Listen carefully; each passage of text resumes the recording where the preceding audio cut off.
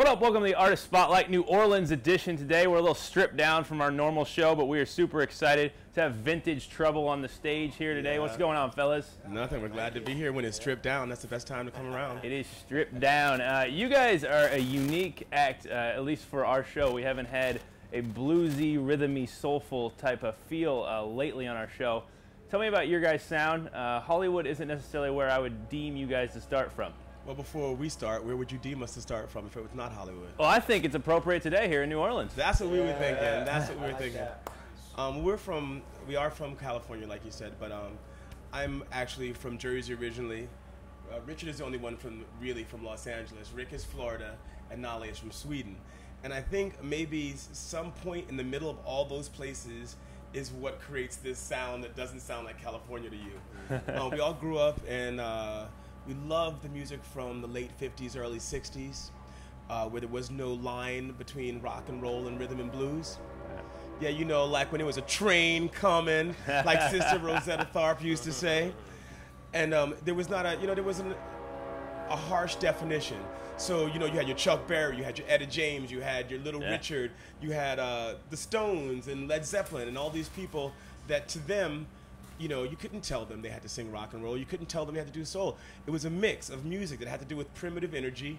It had to do with messages that made people want to move and go crazy and go wild. You know, one of our main missions... Is that where you get your figure skater type moves when you start spinning and whatnot on stage? Well, no, I get those from Dorothy Hamill. A triple sow cow, maybe. Triple sow cow. Yeah, double toe, whatever that stuff is. But it's cool.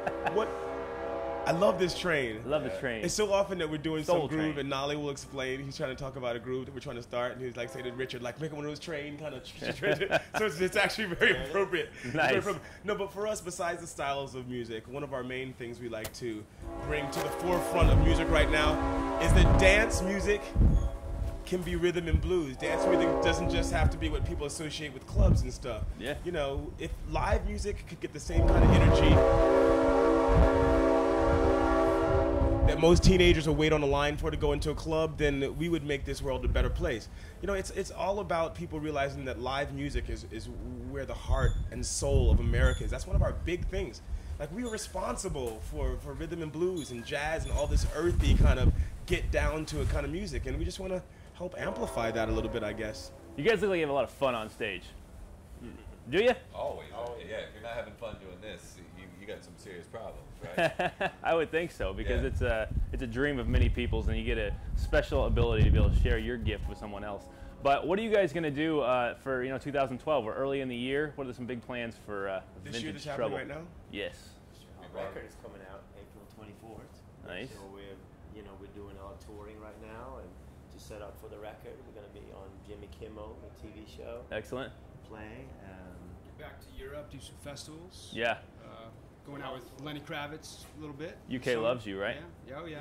Here in the States, we're touring with Van Hunt right now around the East Coast, and we're going to be, we were lucky enough to ask to be open for the Cranberries on their reunion tour that they're doing. And yes, we did well overseas, and we're excited because, you know, we decided to do that. We wanted to go to Europe and do that whole Jimi Hendrix, American Dream thing, going somewhere else and feeling new there, offering something to them that's not their neighbors. Yes.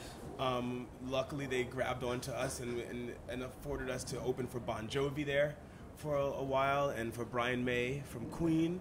And now we're back in the States, and we love it because we have a lot of family and friends around the United States, obviously, that have been kind of a little pissy at us for spending so much time overseas. So Sure. April 24th, that record will be here, and we're going to do as much touring as we can before we go to Europe, June, and then we're going to go to Japan at the end of the summer. How you gonna? When I leave, if I'm a fan, and I've just left your guys' concert tonight, why am I going to remember you? So, you know, it's back to your last question. Something that we try to do, and we tried to do just starting out in Los Angeles, was basically our shows tie right off the bat, and the band right off the bat will make it a circular event, make it more of about a party rather than about a one-way kind of looking up on stage at a show. So we try to get people involved, and Ty has a saying that we've kind of grabbed onto that's great. I mean, people will go, people won't go see, their friend's band 2, 3, 4 times a week, but they'll go to a party 4 times a week. It's happening. So hopefully, when you leave here today, you felt like you went to a party. You guys gonna hit bourbon before you leave? Oh, you mean street? Either one. You know, just to stay on that last question. Okay. It's interesting because, as Ty was saying, you know, our sensibilities are, you know, late 50s, early 60s. It was a great time. What's interesting, though, is those bands, they didn't have what came after. Like, they didn't have the Led Zeppelins. They didn't have the Rolling Stones. So, although our sensibilities are those, you know, we are still products of our environment. You know, we're still kids that have grown up later. So, what's kind of unique that we got going is we have those old sensibilities, but we're still modern. Right. Through the 80s. We lived through the 80s. You survived the Survived 80s.